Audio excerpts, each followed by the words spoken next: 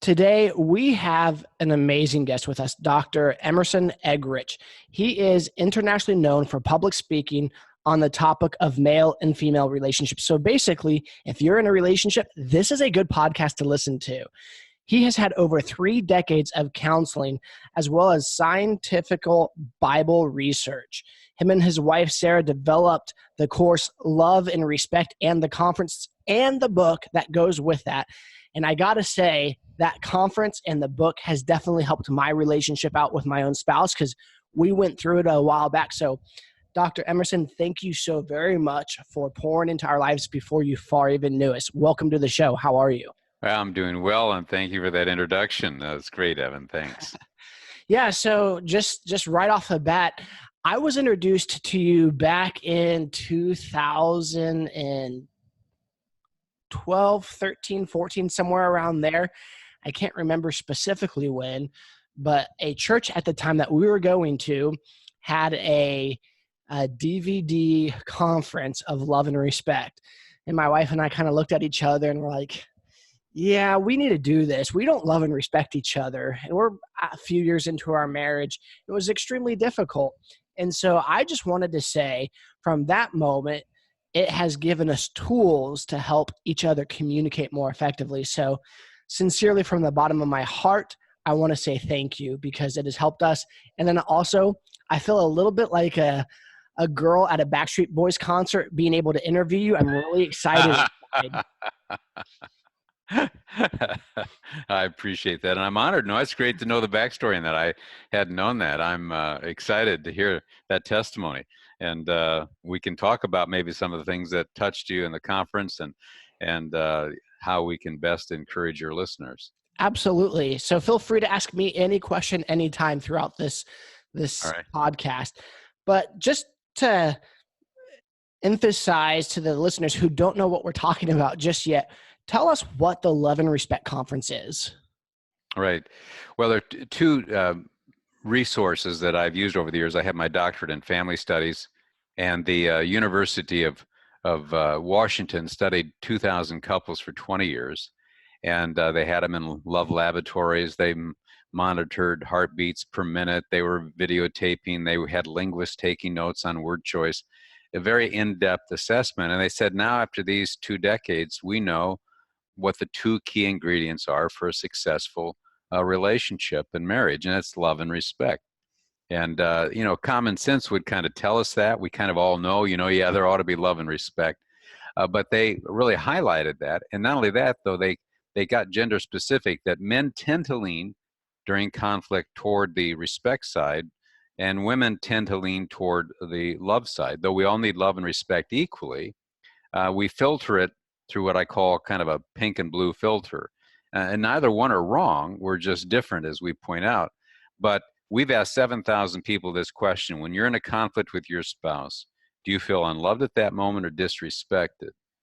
And Evan, 83% of the men said they feel disrespected, whereas 72% of the women say they feel unloved. Right. And of course, it raises the question, are men narcissistic? There are those voices in the culture out of the feminist movement that would say, well, men are just egotistical. And yet you and I are good-willed men. We serve and die for honor. We don't see it as egotistical. When we honor another man, we don't see it as feeding his ego. We actually know that it softens his spirit. He actually will appreciate it and really wants to serve, I always, when people come to my home, guys are working on a crew, whatever, I'll tip them up front. I'll give them the tip, and it just has a way of honoring them unconditionally. And they just, talk about a motivation. But here's what we discovered. When a wife feels unloved, she tends to react in a way that feels disrespectful to her husband. That's not her intent. He never questions her love, usually, unless she said, I don't love you. It's almost always this feeling that you don't like who I am as a human being. I know you love me. My mother loves me. But I don't think you like me. I don't think you respect who I am. I am kind of think that maybe you're using this conflict as an opportunity to send me a message that you despise me. And what happens when a husband feels disrespected? He tends to react in a way that feels unloving to women. We tend to shut down, go quiet, withdraw, all those things in a woman's world, shouts, I don't love you, but that's not his intent. But then it gave birth to this, and we'll stop here with the crazy cycle. Without love, she reacts without respect. Without respect, he reacts without love. Without love, she reacts without respect. Without respect, and this baby starts to spin, and I call it the crazy cycle. And couples of goodwill get on this. And so at our marriage conference that you asked about, Sarah and I have been trying to help couples get off of that crazy cycle. Right. And what's interesting is the Bible addressed this 2,000 years ago in Ephesians 5:33, where there we see the instruction coming to the husband to love their wives, and the wives are instructed to respect their husbands. And I think one of the reasons for that is that it's very natural for me to be unloving towards Sarah when I feel she's disrespecting me, right or wrong. And it's very natural for Sarah to be disrespectful when she feels unloved.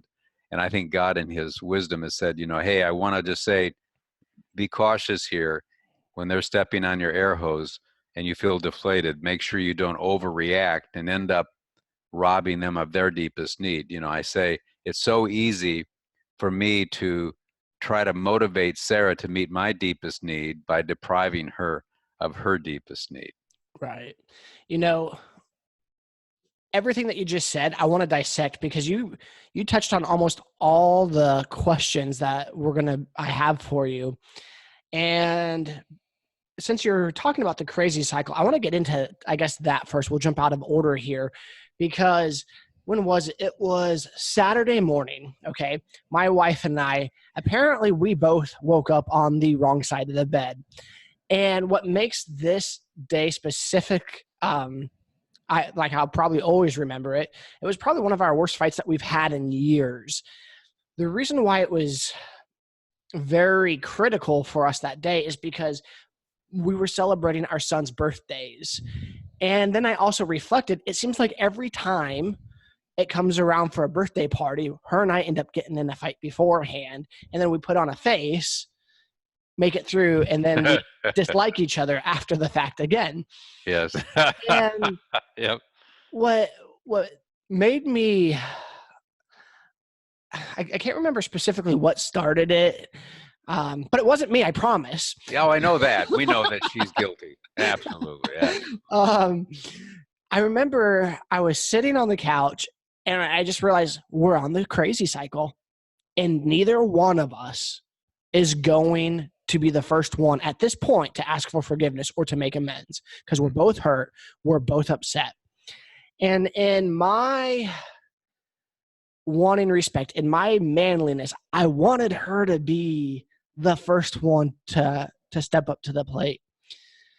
I'm not saying my wife wouldn't have, but I wasn't going to hold my breath, not because I didn't think she would, but because I was the one that recognized it.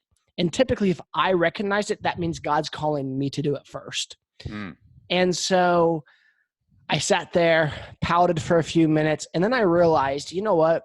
This tends to happen around our children's birthdays, probably because my wife, wants our house to be super perfect and gets really stressed, and, I'm not doing enough. And it goes into this crazy cycle. Well, this time I really wasn't doing enough because I actually had knee surgery like 3 weeks ago. So not moving a lot. Anyway, I say all that to say, I realized that this day is important for our children. And so if I want them to have a good time, mommy and daddy have to be okay. And so I walked up to her. I was like, look, we're on this crazy cycle right now. And the only way we're going to get off it and have a good rest of the day is by both acknowledging that we're wrong. And so I'm sorry, I'm wrong. And then she apologizes. And then she asks me to apologize again. So I apologize again. And, what I learned from your conference, because here's the thing.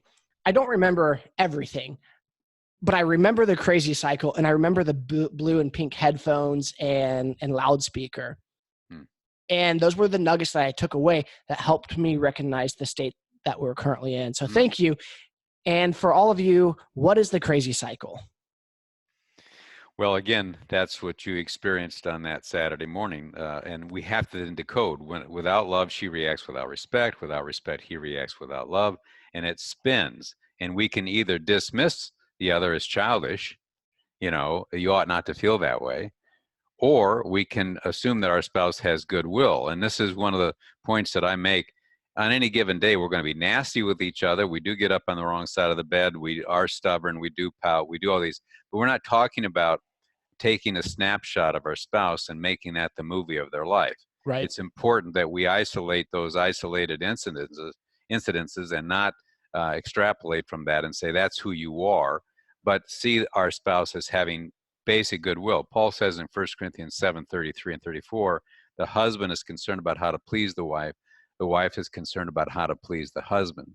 And there you see very clearly there's no evil will, there's no ill will, there's no desire to be selfish per se. Neither one of you got up on the birthday Saturday with the idea that, actually we got up even earlier to storyboard ways to annoy each other, and then got back into bed with a plan.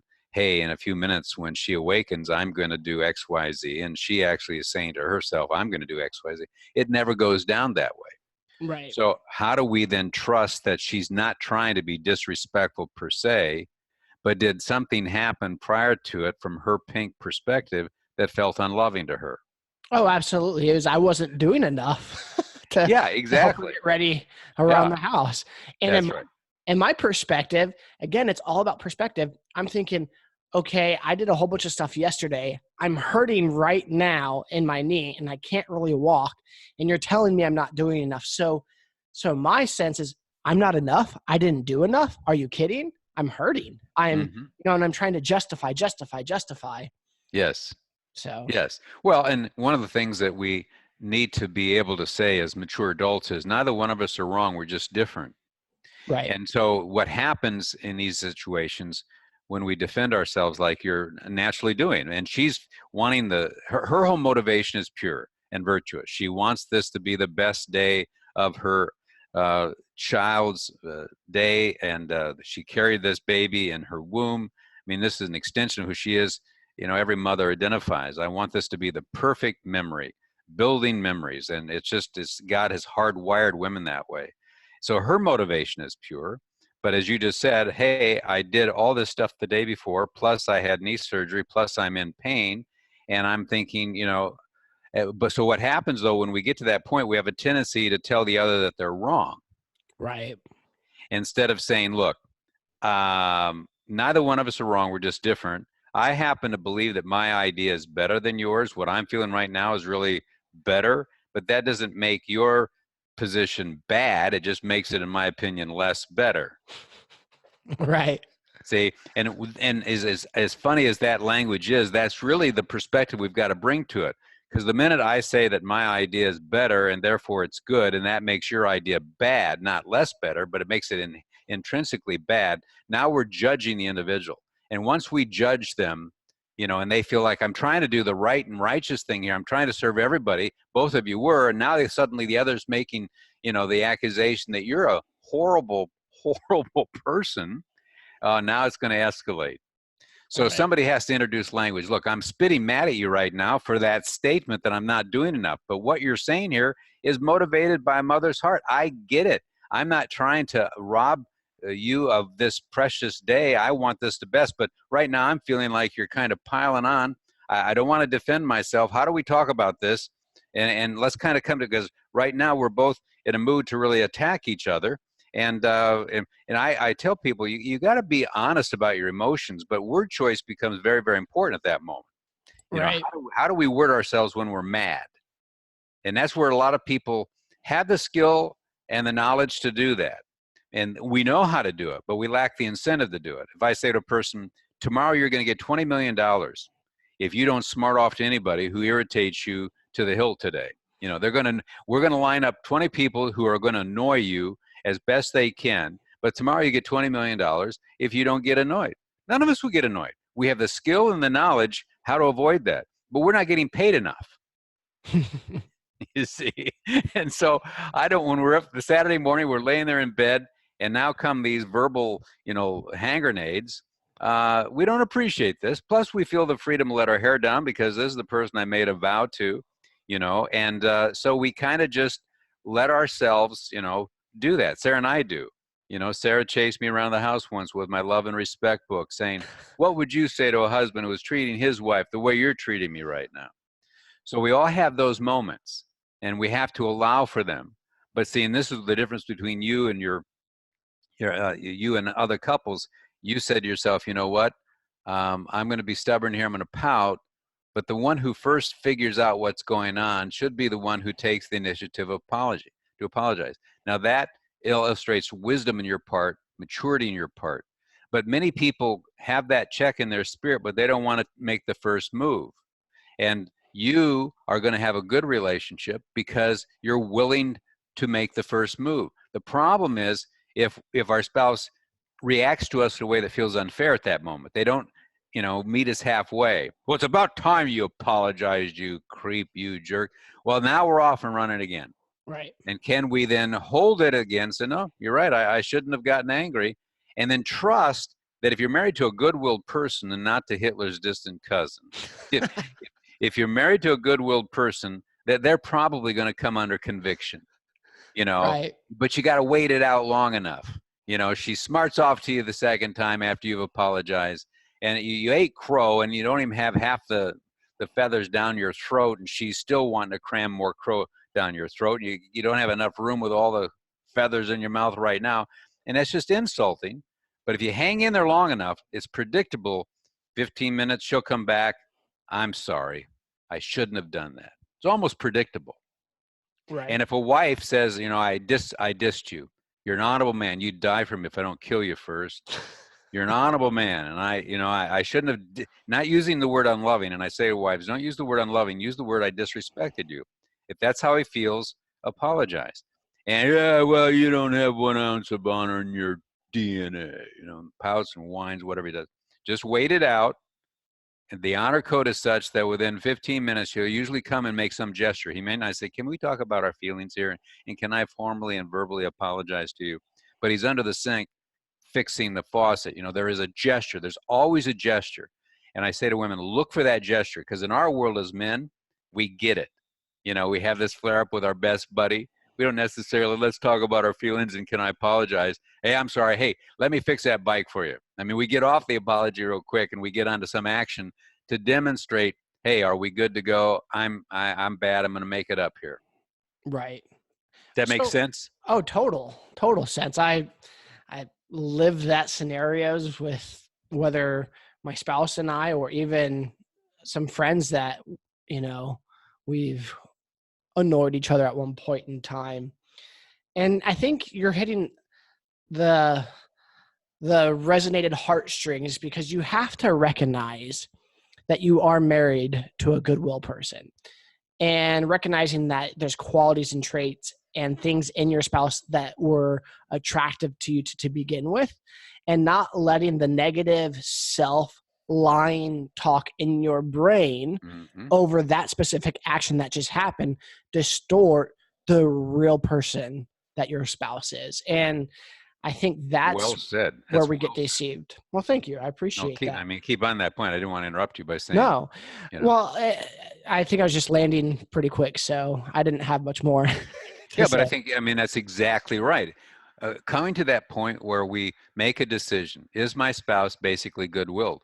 And even though right now they're being nasty, because we know how to be nasty with each other. We're going to be nasty with each other in a way that we're not going to be nasty with anybody else outside of the home. And we have to allow for that a little bit, because it really is a compliment that they feel the freedom to be totally themselves, nothing, held back. The problem, of course, is, sometimes they have daggers in both their hands and they're stabbing our eyes saying, look at me, look at me, look at me. Right. It's funny that you say daggers, because I have this idea or phrase, and I've never really shared it, but at different times, and it's not my wife all the time, sometimes it's me, but sometimes as a hurt person, what it feels like is, let's say I'm the hurt person and I need the comfort of my own spouse, but because I'm hurt, I have this dagger sticking out in front of me. And the only way my spouse is going to be able to come close and comfort me is allowing them to be ran through with that dagger. Beautiful. And yeah, in my own marriage, I've realized there's been different times where my wife and I have both allowed ourselves, knowing that we're going to get hurt approaching the other spouse, but walking in grace, trying to help each other.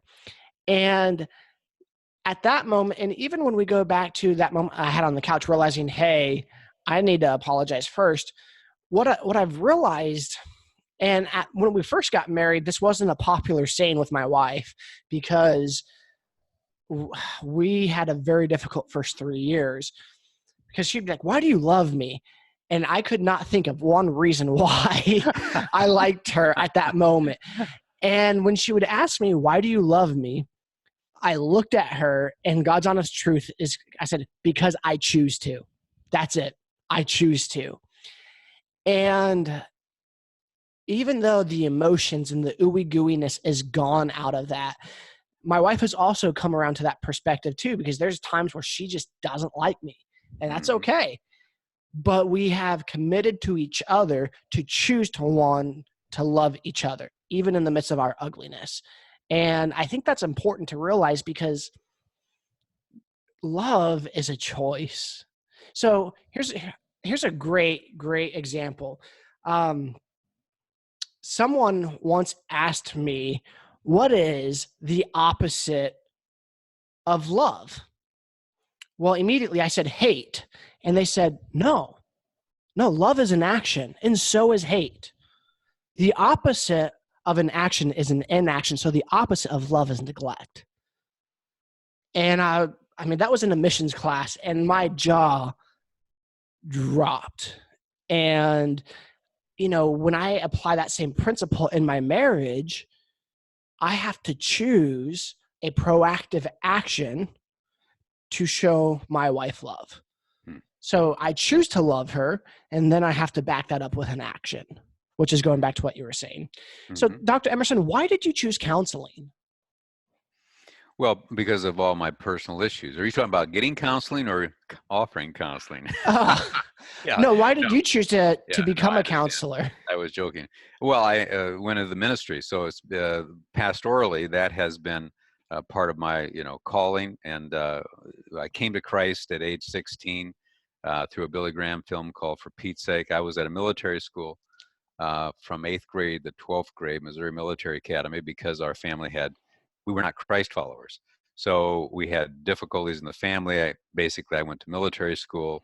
My freshman year at Wheaton, when I came to Christ, I decided to go to Wheaton because Billy Graham had gone there, and didn't know anything too much about things. But my freshman year, my mom, my dad, my sister, my brother-in-law, who's a professor, all received Christ into their life. And so our family changed. But I think my mom and dad divorced when I was 1. Then they remarried each other, but then they separated. My dad attempted those early years attempted to strangle my mother to death on one occasion. That, I think, led to why she separated for 5 years. But then they reconciled, and the trauma of all of that, and then coming to Christ later on. So healing took place. But I think those experiences create a woundedness, create a natural bent toward, if you see things that you experienced as a young person, you see it replicated, you kind of, you had that wincing kind of feeling. And so I think, the desire to provide insight to people that they don't have to go through some of those things my mom and dad went through.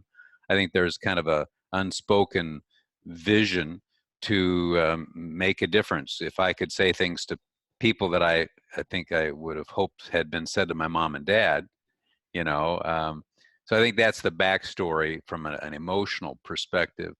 But pastorally, people were just coming to me for counsel, and after a while, you begin to see patterns, you see things, the research, and I also chose not to write anything until I was 50, and so I made a commitment for thinking and praying and studying for 25 years. I studied the Bible 30 hours a week for nearly 20 years as a senior pastor of Trinity Church in East Lansing, a college town where Michigan State University is, with 45,000 students.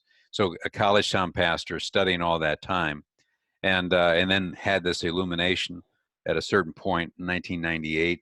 Right about then, suddenly saw all of these cycles that we talk about in Love and Respect book, and it just seemed to be so simple. It just seemed to be so helpful, and that's when we decided that we needed to launch and get this message out as far as we could take it. That's awesome. When it comes to ministry, there are a lot of good pastors that have sound marital advice. And not just pastors. I remember my wife and I, we went through marital counseling at my college, which was Oral Roberts University, in their counseling center. And the person they paired us up with was someone who had just been married 9 months, whose degree was in trauma counseling. I mean, that's all we could afford, was what was free and provided by our college. It was the worst counseling I think I had ever gone through, because she kept trying to pull out traumatic events. And my wife and I, or my fiance Karina at the time, who's now my wife, were just, we thought we were good after 10 sessions. And I kid you not, as soon as we got back from the honeymoon was over. And, she had more hurt in her life than I realized, or that I knew how to connect with her, because we didn't live with one another beforehand. And so I thought she was an entirely different person than who I was dating. And she felt the same way about me. I was more controlling than I anticipated. I was more critical than she anticipated. And, those are negative traits about myself that, because of my marriage, I learned that I had and have had to work on, because I wanted to stay married. Mm-hmm. So what advice would you give someone who's struggling in their marriage and is deciding whether to or not to get counseling, and then how to go about it? Well, I think first, in the response to what you're saying, we have to, and I think we have an unrealistic view of what is entailed in relationships. Paul says in 1 Corinthians 7:28, if you marry, you've not sinned, but you will have trouble. Right.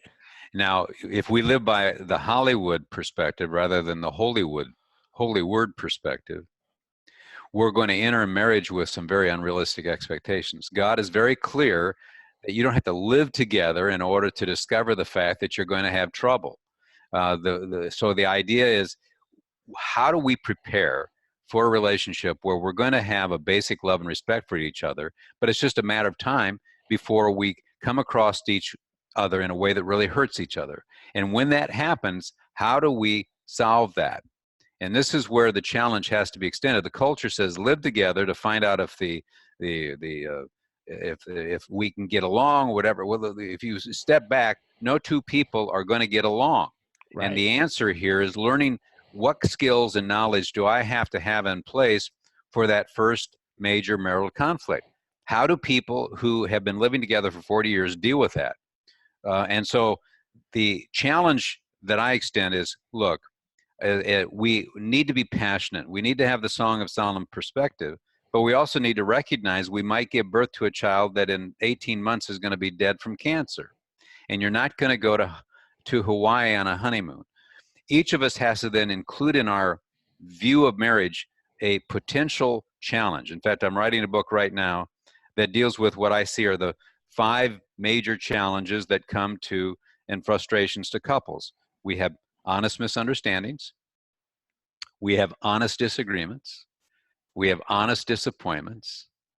We have honest insecurities. And then we have unexpected misfortunes. Mm-hmm. And if we recognize this, there are ways of dealing with each of those that can actually be quite positive, but we have to deal with those rather than suddenly be in shock that, hey, we are, it's so easy to say that you are controlling, that you are critical. It's so easy to say she's this, she's that. Well, what would make us think that's not going to happen? It just depends on the situation where we have an honest differences of opinion. And is the person being controlling, or are they just being, I think I'm right? And I'm not trying to be controlling, I just think I'm right. And how do we tease this out as we talked before? How do we concede to the merit of their position and we concede to our own? Healthy self-interest isn't wrong. And how do we negotiate?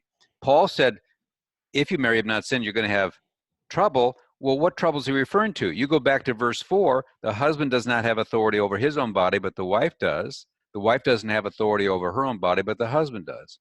Paul is clearly saying when it comes to sexual and emotional intimacy, you have equal say about whether you're going to have sex on Tuesday night. Right. So there's going to be trouble. Who makes that decision? God himself has said you have equal authority in the sexual, emotional intimacy area. Well, if you have equal authority and you have commensurate responsibility, who makes the decision? And the answer is yes. Right. And one of the things I say to people, they think they're outside of God's will during conflict on Tuesday night. The truth is you're in the center of his will. So what is it that the Lord's doing? Is he a cosmic killjoy out to ruin our party? Or is he a loving father who is saying, don't be surprised by these moments? And the key is to learn then how to deal with it. Like you wisely did, you realize the Lord spoke to my heart. You know what? If it comes to me first, then I need to take the initiative. If you're like all of us, I feel that's unfair. I don't want to do that. But a mature person says, well, here we are. I shouldn't be surprised by this. Some have more conflict, some have less, but we're probably all within a certain range. You know, the best of relationships have conflict.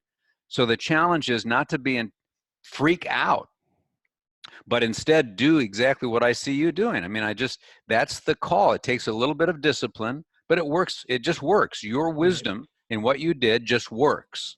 Now, if we say to ourselves, well, I don't want this to happen in the first place, and I resent my spouse subjecting me to this kind of trouble and conflict, and I'm going to be bitter toward them the rest of my life, okay? But a person like Evan says, you know, I could go that way. I could say it's so unfair that we get up on the wrong side of the bed, that she has all these unrealistic expectations every birthday. She's very unfair to me. I had surgery. I'm almost dying here, and she expects me to crawl across glass.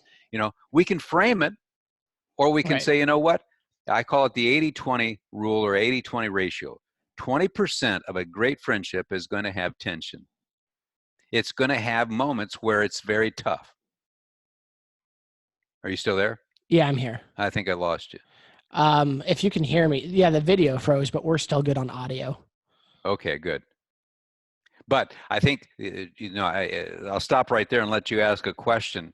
Your maturity and the way you dealt with that, I think, is a great example to your listeners. It's not fair, but life's not fair, and it's called the 80-20. 20% is not going to be fair. So are you going to shake your fist and then, you know, end up poisoning the other 80% because you got this attitude for the next 3 days? The threefer. Right. You know, and just to put this in perspective too, my wife has had those moments for our listeners. I don't want to make my wife sound like she's the issue in our marriage. The reality of the situation is there's enough issues in our marriage for both of us to take blame. Yes. And I didn't see her. I see it as a healthy expectation. Birthday day, that is virtuous. Right. Virtuous. These conflicts quite often come because we're both trying to do the right thing, and it just kind of blows up in our face. And that's what insults us. And that's what hurts us. You know, you were saying in scripture that Paul wrote about that there will be trouble in marriage. And I don't know why, but this verse popped into my mind. It's Proverbs 14:4. And it says, where there are no oxen, the manger is clean, but abundant crops come from the strength of the ox. And I think why I like that so much is because literally, if there's no oxen in the stable, then you're not going to have poo in it. But if you have oxen, if you're married, then there's going to be crap that hits the fan every once in a while. And it just goes to show us that it's going to happen, and we just have to clean it up and deal with it. Or like you said, we can just, go slaughter the ox. Yes. Well, and even in Sarah and my relationship, there are many times I say, if I was really like Jesus Christ, I would not be annoyed or irritated. Right. It's an ongoing opportunity for me to realize, if I really was like Christ, would I be provoked in a sinful way, even if my spouse was wrong? So do I want to put the onus on me that, is the Lord using the Proverbs, iron sharpens iron, so each brother sharpens another? Do I see that God is seeking to use my spouse in my life to develop my own character? But to your point, stuff happens. But what happens, to the point I was trying to make earlier, it feels unfair. Some of us come to a point where we have the sense we're mad at God, we're mad at our spouse, we're mad at the world. This shouldn't be happening to me. We don't roll with it. One of the analogies I give is that verse, 1 Corinthians 7:28, if you marry have not sinned, you'll have trouble. Some people don't want that trouble. They have this 99% expectation of what the relationship should be like, perfect. And then it's this 80%. So that 19% difference, what it does, it disillusions them. It embitters them. And then the little leaven leavens the whole and poisons the whole thing. Now, life is miserable simply because they don't know how to deal with that momentary conflict. They resent that that's happening to them. And it's comparable to me, here we hear the news. Today on a major aircraft carrier, 300 sailors jumped ship. And the commentator said, well, why did they jump ship? Well, they had a storm in the open sea. So the sailors jumped ship because of the storm? Yeah, they didn't sign up for storms on the open sea. Well, everybody who knows anything about the open sea knows if you're on the open sea, you're going to go through a storm. So what was the expectation of the sailor? To be on this aircraft carrier without ever being in a storm, so they jumped ship? And by way of analogy, it's like the heavenly host announced, today 300 husbands and wives jumped ship on their marriage. Well, why? Oh, the troubles. Right. The storms. And we think to ourselves, whoa, didn't the Lord tell us that if you join the Navy, or, so to speak, didn't the government tell you if you join the Navy, you're going to have storms? And did not the Lord tell us that if you get married, you're going to have these troubles? Learn to roll with it.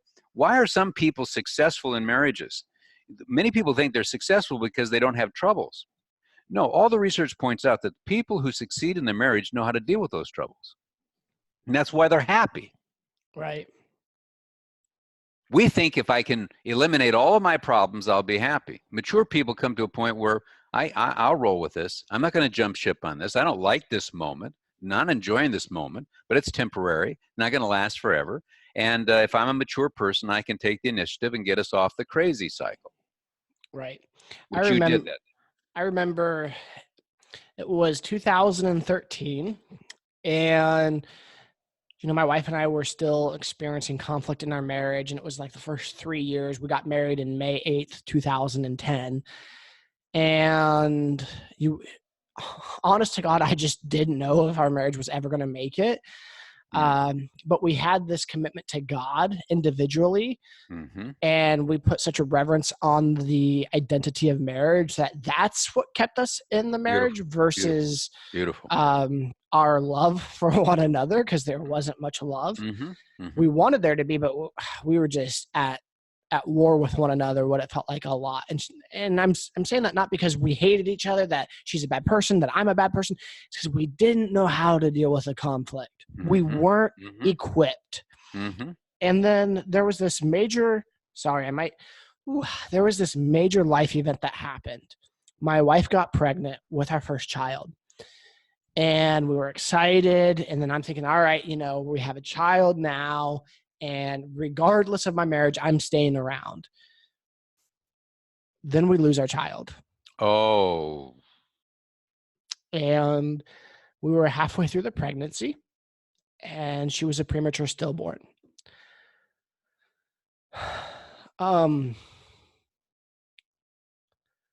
Several things happened. I mean, I have a whole nother side story of what God did in my heart that day. Couple of things. The hardest pain, the worst feeling I've ever had in my life wasn't just the death of my daughter, but it was when I had to hand her body to the nurse for the very last time. That moment was the most painful moment of my life. And so with perspective now, my marriage wasn't the worst pain in my life. This was.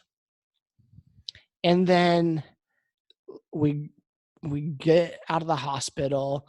At that point, we were living with my in-laws because we moved across country to go try to help plant a church. That didn't go well, so we ended up moving back, and our house was rented out, and we were just in this large state of chaos.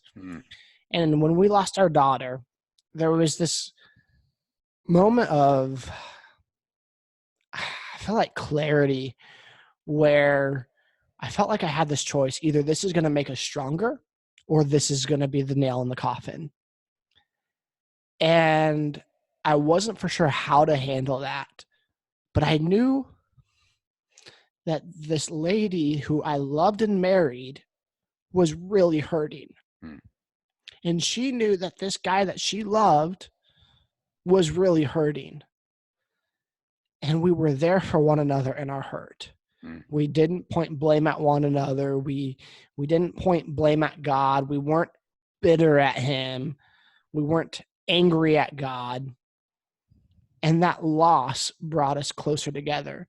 Mm. And I say what I'm about to say. I don't believe for one second that we lost our daughter so it would heal our marriage. I want to put emphasis on that. I believe that my daughter's life was taken prematurely. Mm. But the net result is out of tragic stuff, it drew my wife closer and I together, because at that moment we had to learn how to love one another in a way that we just, I don't know we knew how before. Mm-hmm.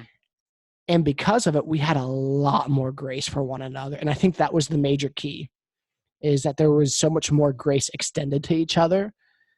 And then shortly after that, God just was working on our own hearts individually to heal each other from the loss.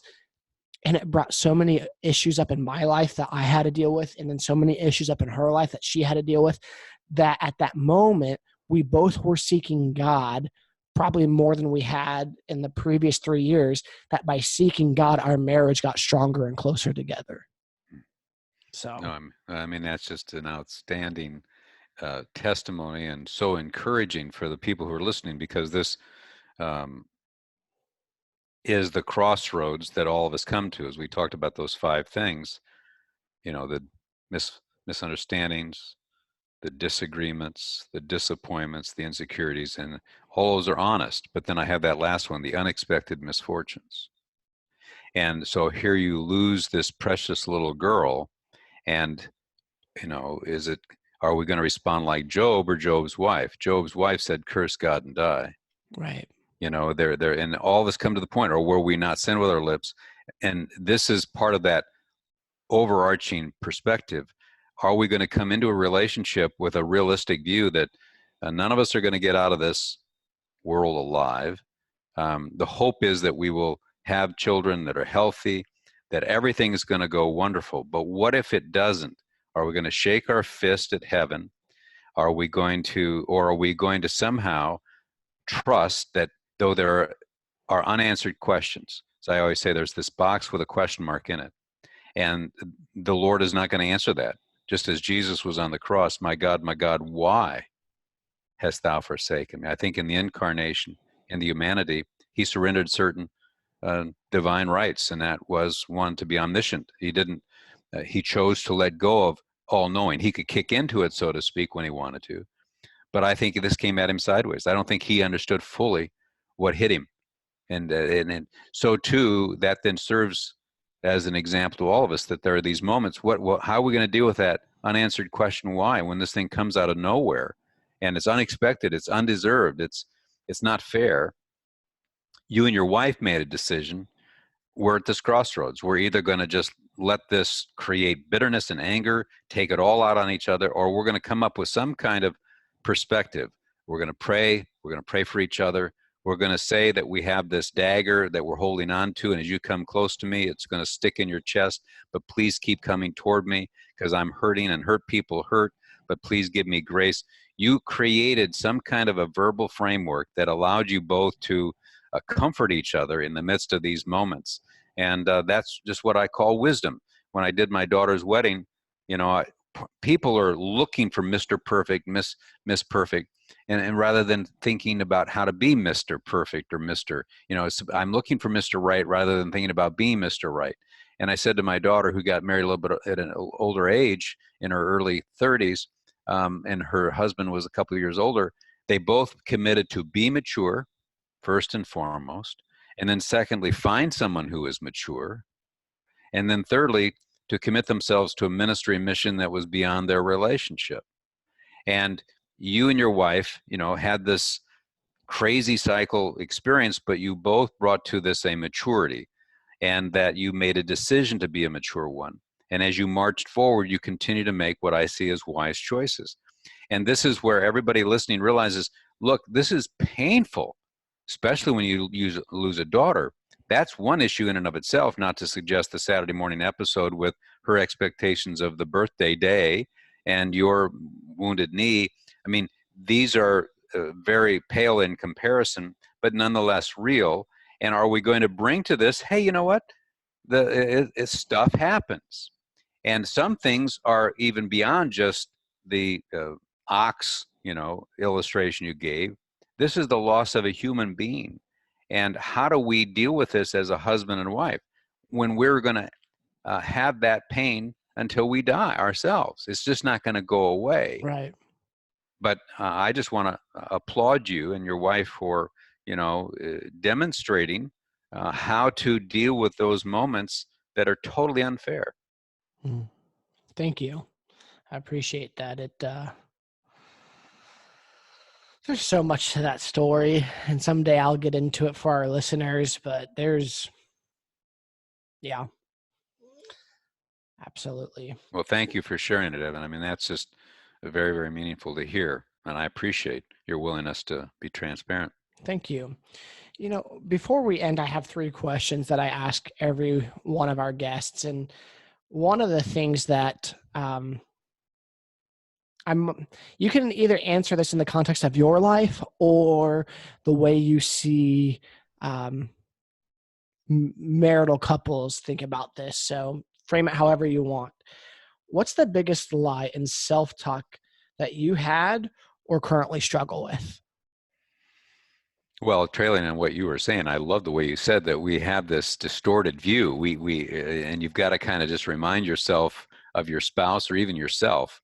I think in my case, coming to that point where was I going to believe what God said about me, or was I going to believe about myself what I was feeling within myself? Coming out of a non-Christian home, how do you come to that point where you believe that God loves you and isn't going to slap you from heaven? Because you sense that you deserve to be slapped, and coming to that point where you really trust his love. I can remember being a new believer, sitting in a New Testament class at Wheaton under Dr. Gordon Fee, and he was talking about the forgiveness of Christ, and the individual who came, Lord, I've sinned again. Will you forgive me again? And Gordon Fee, in this way of drama, said, imitating the Lord, again? I don't think I remember the last time. And it's not that God forgets in that sense, but he was capturing the idea that the Lord forgives. And part of that forgiveness is that, is part of his love for us. And I can remember sitting in that class thinking, does the Lord really feel about me this way? Does he really view me this way?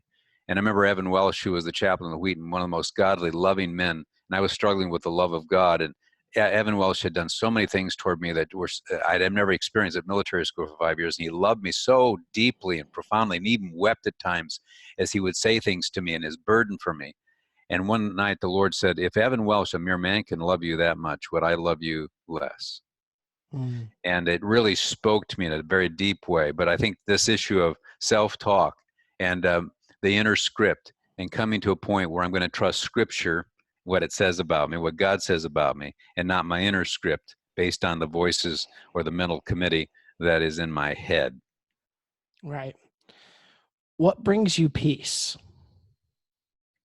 Well, I think and I've said this through the years, that there has to be this abiding in Christ, and we have to come to a point of just being content and peaceful within him. Jesus said, my peace I give to you, not as the world do I give, but my peace, not as the world gives, but my peace I give to you. Paul said, the peace that passes all understanding shall guard your hearts and your minds in Christ Jesus. And I believe Christ is there, and I believe he's present. I believe he indwells me. And I've said to a lot of young people through the years, don't get ahead of God. If you suddenly beginning to lose this sense of peace because you're goal-oriented and you're going after it, and you begin to lose that peace, you're going to get in some deep doo-doo. You're going to get in trouble. So you've got to just set enough to realize, that if I sense that I'm losing my peace, see, I was voted most likely to succeed. So I'm a very aggressive individual. And then I come to Christ, right? Out of high school and military school and all the goal. And the Lord just spoke to me, don't get ahead. Don't get out over your skis. And so for me, there came a moment where some people are initiators, some people are responders. And if you're in that initiating camp where you can make things happen, then waiting on God in this case is very important. Other people who are more phlegmatic need to step out on the water. But others of us who are go-getters need to wait upon God, and that becomes a feeling of irresponsibility. But one of the measures of that is this inner peace. And if we just know that I'm getting irritated, I'm getting mad, then you're hustling. Whoa, whoa, whoa. It's time. I remember I came into Wheaton. I was elected freshman class president immediately. Here I am again now. I'm in Christ 2 years, and I'm off and running again. And the Lord spoke to me, you know what? Stop. So I went to the farthest end of campus, got a single room, and just stopped because I was only 18 months in Christ. I didn't know about this stuff. So the Lord just said, stop, wait upon me, wait upon me. You know, don't get ahead of me. And what was the basis for that? I didn't have peace. Mm. I knew it in my heart. I was getting out over the skis, as we say. You know, I'm going to add something. Normally I wouldn't, but Go ahead. so yesterday I was at church, and there's this altar call to come up, and I was at the very back, and I'm like, do I go up? It's a long walk downhill, and I'm on a cane. But I went up, got prayed for, great, okay. And it was more about finding peace and relief. But when I sat down, I felt like God just spoke into my heart, and I didn't know what to do with what I felt like he said until you brought it up. So I'm just going to read it.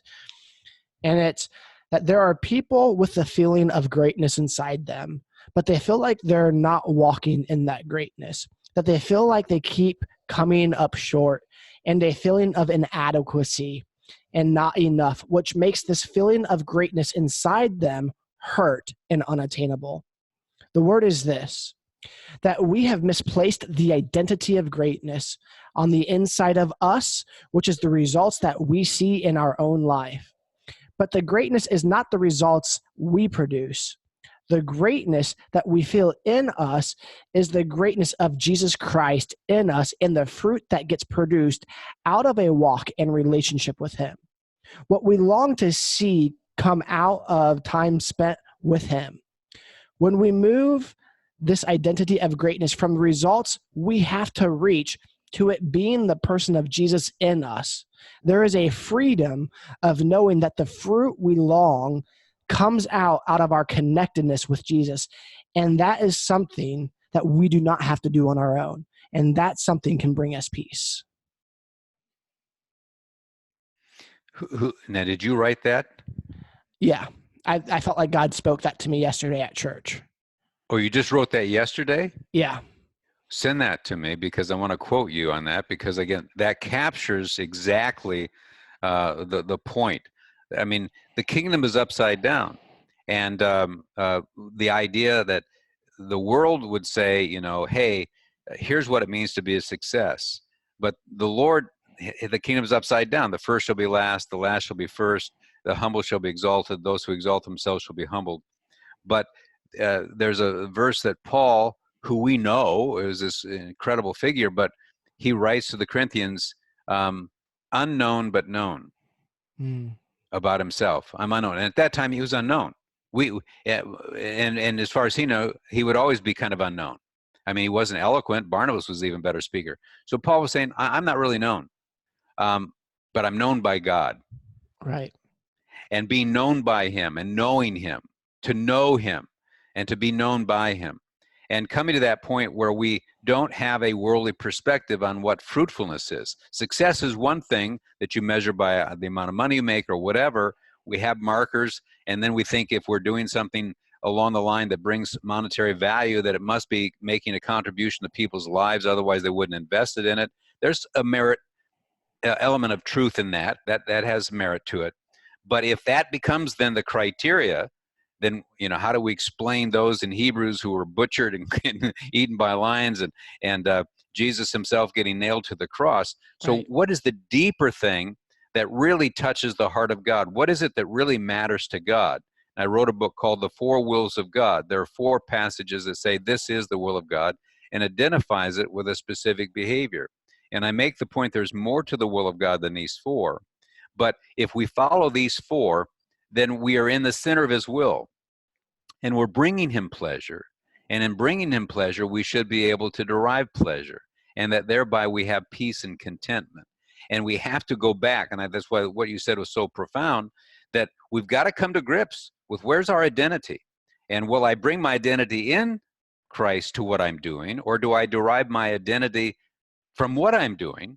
And that subtlety there is a significant difference, that I'm going to bring my identity to this podcast.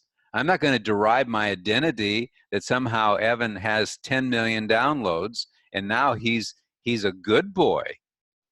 No, if there aren't that many, is Christ pleased with you? And how do we come to that point where we have confidence that the Lord is pleased with us? And we never want to be presumptuous about that. But if we center on that, just as you profoundly wrote, I mean, wow, you're gonna keep the demons at bay, because they will speak to your mind about your inadequacies, about you're not making a difference, you're insignificant. I mean, all of those lies that come to us. Right. So before you go, you've written a couple of books. You just talked about one. You also have a book called Love and Respect, as well as a conference. Tell us some of the works that you've done and where people can find them. And then also, plug your podcast, because I want to add value to you through this. Well, I appreciate that. Loveandrespect.com, LOVEANDRESPECT.com. Love and Respect, all spelled out, and they can see all the resources we have there. In fact, my son Jonathan is a clinical psychologist, Love and Respect counseling, and he came to me a couple of years ago and said, "Hey, Dad, let's do a podcast together." And I said, "Well, fine." He's more of an introvert, clinical psychologist. He's more quiet. I said, "Well, yeah, isn't that going to be a little intimidating for you?" He said, "No, actually, they can't see my face." So I said, "Let's do it." So we made 125, and we have about 3 million downloads now.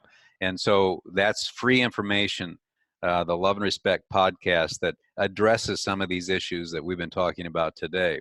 But I definitely would like, Evan, your story there. I don't know if you can clip that out and I can have that transcribed about what you and your wife went through. And if you give me permission to, that's a great testimony, and just illustrates just to your listeners well that how are we going to deal with these potentially unexpected misfortunes? And Evan has certainly demonstrated, he and his wife have shown us how to step through that kind of loss. So thank you. You bet. And yeah, I'll go ahead and once I start editing this, I'll send you that clip. So, all right. Well, thank you so much for coming on today.